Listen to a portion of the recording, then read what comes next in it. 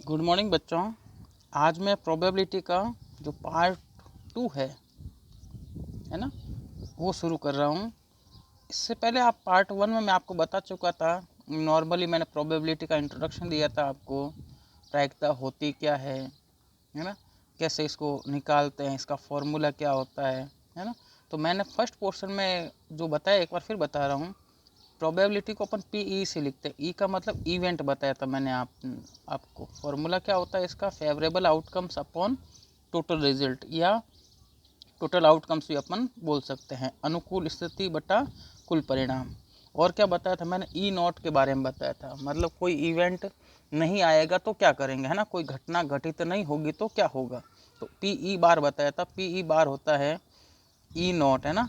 ये ई नहीं, इसके बारे में मैंने कुछ क्वेश्चन करवाया था आपको और उसके बारे में मैंने डिस्कस किया था आपसे। अब एक एग्जांपल मैं ले रहा हूँ। मैं आपको इस बार ग्रीन बॉल दे रहा हूँ 4, हरी गेंद जो वो 4 ले रहा हूँ, वाइट बॉल है वो 6, सफ़ेद गेंद 6 ले रहा हूँ।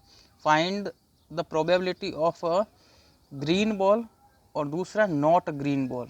तो निम्न की प्रायिकता ज्ञात कीजिए हरी गेंद और हरी गेंद नहीं आने की।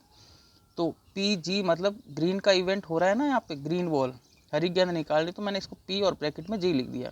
क्या फॉर्मूला है, फेवरेबल अपॉन टोटल, जो कि मैंने ऊपर लिखा, शॉर्ट में लिखा यहाँ पे, अनुकूल स्थिति बटा कुल परिणाम।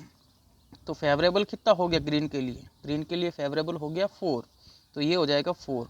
और टोटल कितनी हो गई, 4 और 6 अपने पास कितना हो गया, टोटल 10।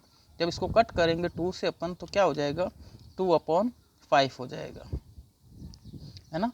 दूसरा मेरे को क्वेश्चन पूछा था, हरी गेंद नहीं, not green ball. Not green ball, मैंने कहा नॉट का मतलब होता है ऊपर बार लगेगी, मतलब ग्रीन बॉल का इवेंट नहीं होना चाहिए, हरी गेंद नहीं आनी चाहिए, तो इसके ऊपर क्या लगा दी, बार।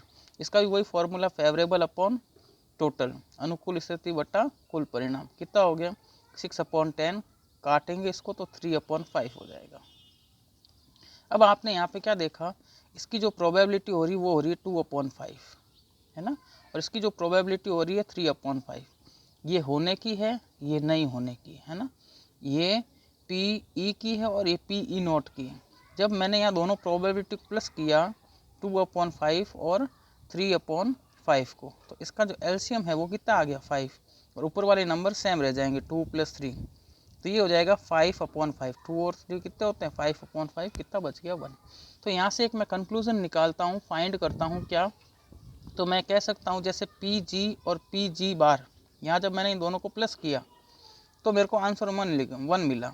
इसी टाइप से आप भी एक कंक्लूजन निकाल सकते हो कि PE + PE बार, मतलब PE तो कोई इवेंट होना चाहिए और PE बार मतलब वो इवेंट नहीं होना चाहिए, वो घटना घटित नहीं होनी चाहिए। उन दोनों को जब प्लस करूँगा तो कितना होगा, 1 होगा। कितना होगा, 1। तो अब यहाँ से 2 फॉर्मूले और बन गए इसके। पहले तो PE का फॉर्मूला है ना, ये PE का इसका फॉर्मूला बना रहा हूँ। तो ये जो प्लस का है, ये जो प्लस का है, ट्रांसफ़र करूँगा तो किसका हो जाएगा, माइनस का। तो ये 1 1 माइनस PE बार।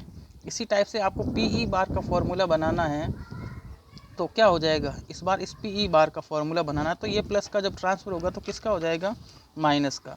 तो PE बार का फॉर्मूला हो गया 1 माइनस PE। अब क्वेश्चन कैसे पूछेगा, सपोज करो आपको क्वेश्चन दे दिया है कि PE जो है वो हो रहा है 0.26 और आपको PE बार जो है, PE नॉट है ना, E नहीं की प्रायिकता आपको ज्ञात करनी है ना, वो फाइंड करनी है आपको। तो आपको ने PE बार का यहाँ पे फॉर्मूला लगाया, क्या फॉर्मूला है PE बार का, ये वाला 1 माइनस PE, तो ये हो जाएगा 1 माइनस PE, तो 1, और PE अब देखो गिवन था, दिया हुआ था 0.26। जब 1 में से इसको माइनस करेंगे तो क्या बच गया, 0.74, है ना। एक एग्जांपल और लेते हैं। मैंने इस बार यहाँ पे PW मतलब कोई वाइट बॉल होगी वो नहीं आनी है ना, इसके ऊपर बार लगा ली, मतलब वो वाइट बॉल वाला इवेंट नहीं हो रहा है, वो मैंने आपको दे दिया 0.07। और आपको मैंने पूछ लिया है PW कितना होगा, है ना।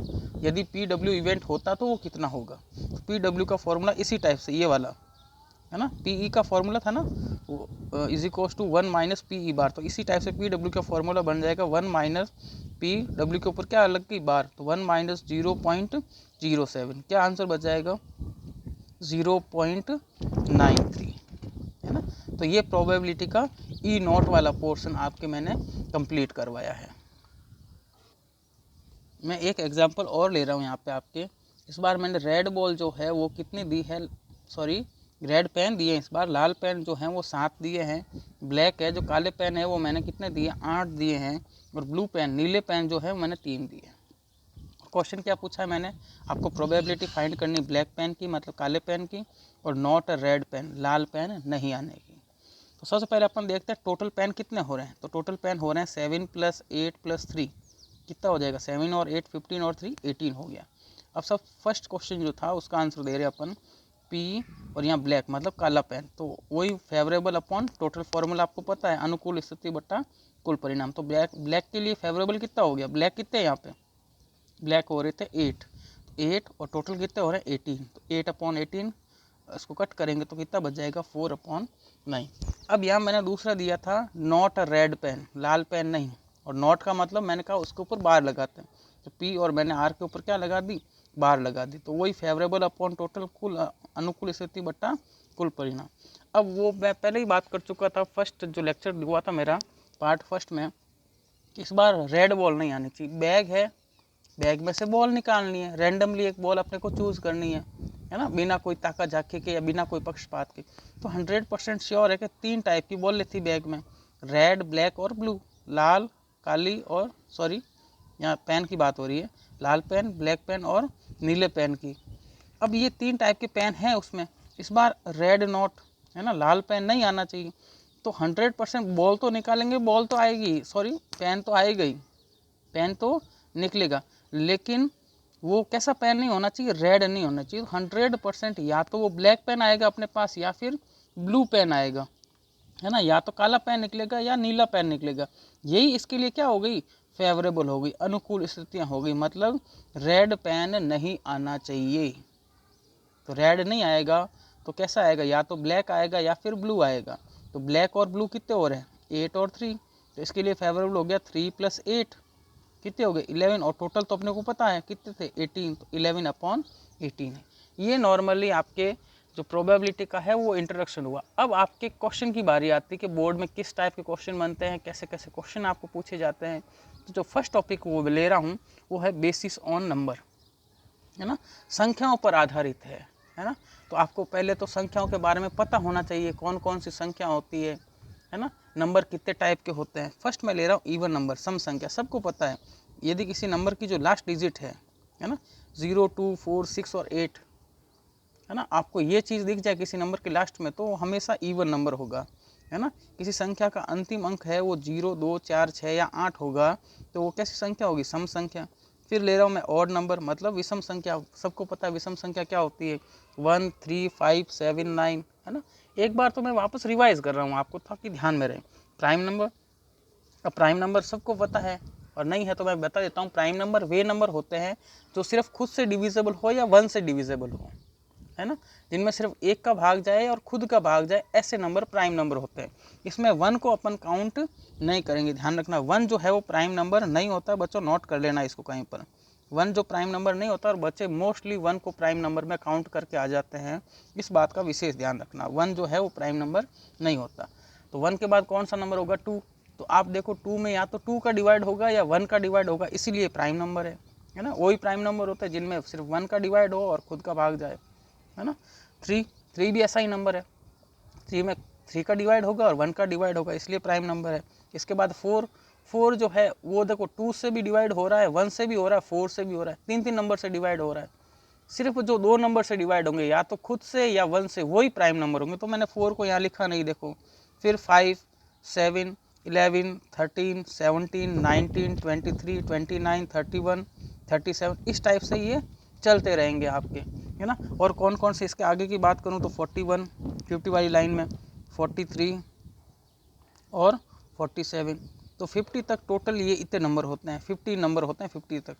आगे ऐसे और भी चलते रहते हैं, 50 तक कोई एंडिंग नहीं है, लेकिन मैं फ़िलहाल जितना आपने को चाहिए उसके अकॉर्डिंग ही आपको बता रहा हूँ।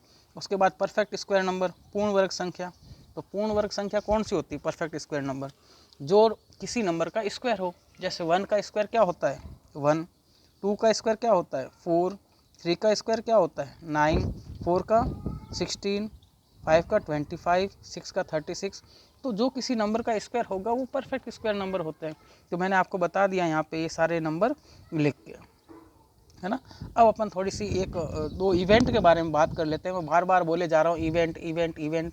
तो इवेंट क्या होते हैं उसके बारे में अपन थोड़ा सा यहाँ पे डिस्कस कर लेते हैं। तो मैं आपको बता दूं इवेंट 2 टाइप के होते हैं। फर्स्ट है श्योर इवेंट जिसको निश्चित घटना बोलते हैं, और दूसरा होता है इम्पॉसिबल इवेंट जो असंभव घटना बोलते हैं जिसको। अब श्योर इवेंट का मतलब क्या है, अपन किसी भी प्रोबेबिलिटी फाइंड करनी है अपने को किसी भी इवेंट की, तो वो 100% होगी, तो उसको श्योर इवेंट बोलते हैं, है ना।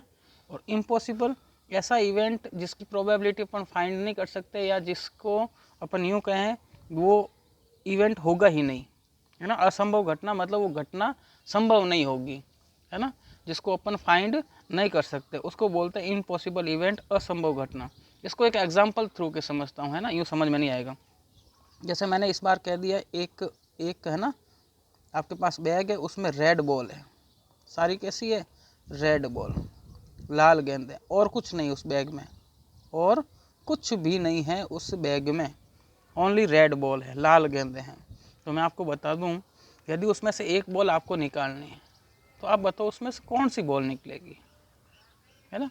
तो सब का आंसर यही होगा, यदि बॉल निकालेंगे तो उसमें रेड बॉल है तो रेड ही निकलेगी। तो ये जो रेड निकलने वाली घटना होगी वो श्योर इवेंट हो गया, मतलब 100% वही चीज़ होगी। अब रेड की मैंने प्रोबेबिलिटी पूछी है, तो अब उसके लिए देखो रेड के लिए फेवरेबल कितना हो गया, रेड के लिए फेवरेबल हो गया 10, और टोटल बॉल भी कितनी हो रही है 10, है ना।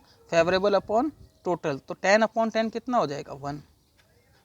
ये कैसा इवेंट हो गया, श्योर इवेंट। और जो श्योर इवेंट की प्रोबेबिलिटी होती वो हमेशा 1 होगी। कितनी होगी, 1 होगी, किसकी, श्योर इवेंट की, निश्चित घटना की। दूसरा है इम्पॉसिबल इवेंट, असंभव घटना, जिसको मैंने कहा मैं फाइंड नहीं कर सकता, या जो इवेंट कभी होगा ही नहीं। जैसे मैंने कहा उस बैग के अंदर रेड बॉल है ओनली। अब मैं बोलूँ आपको find the probability of getting a black ball, है ना, काली गेंद आने की प्रायिकता ज्ञात कीजिए। तो आप कहोगे सर काली गेंद तो है ही नहीं, आएगी कैसे। बिल्कुल सही बात है, उसके अंदर काली बॉल है ही नहीं, काली गेंद है ही नहीं, तो आएगी कैसे, ब्लैक बॉल है ही नहीं, तो नहीं होगी। तो वो इवेंट होगा क्या, वो इवेंट नहीं होगा, है ना, काली गेंद आएगी नहीं, इवेंट नहीं होगा। तो उसकी प्रोबेबिलिटी फाइंड करनी, कैसे फाइंड करेंगे, तो क्या होता है फेवरेबल अपॉन टोटल होता है, अनुकूल स्थितियाँ बटा कुल परिणाम। तो काली गेंद है वो नहीं आएगी, तो उसके लिए फेवरेबल कितना हो गया 0, काली बॉल है ही नहीं तो 0, और टोटल बॉल कितनी हो रही है, टोटल तो 10 ही हो रही है ना, 10 रेड बॉल हो रही, तो 0/10 कितना हो जाएगा 0, है ना। तो इम्पॉसिबल इवेंट की जो असंभव घटना की जो प्रायिकता होगी, जो प्रोबेबिलिटी होगी, वो हमेशा क्या होगी 0 होगी, है ना, 0। ये 2 टाइप के आपके इवेंट है, श्योर इवेंट इसकी प्रोबेबिलिटी हमेशा 1 होती है, और इम्पॉसिबल इवेंट जिसकी प्रोबेबिलिटी हमेशा 0 होगी। काफ़ी बार ये क्वेश्चन पूछा हुआ है। चलिए बच्चों आज के इस लेक्चर में इतना ही पार्ट 2 के लिए। नेक्स्ट पार्ट 3 शुरू करेंगे, और कुछ बेसिक अपन है ना नंबर के बारे में यहाँ पे ले लिया है, उसमें भी थोड़ा वापस एक बार कंक्लूजन करके, और नेक्स्ट कौन कौन से बोर्ड के अकॉर्डिंग क्वेश्चन बनते हैं उसके बारे में चलेंगे, और फिर अपन एक्सरसाइज शुरू करेंगे। थैंक यू बच्चों।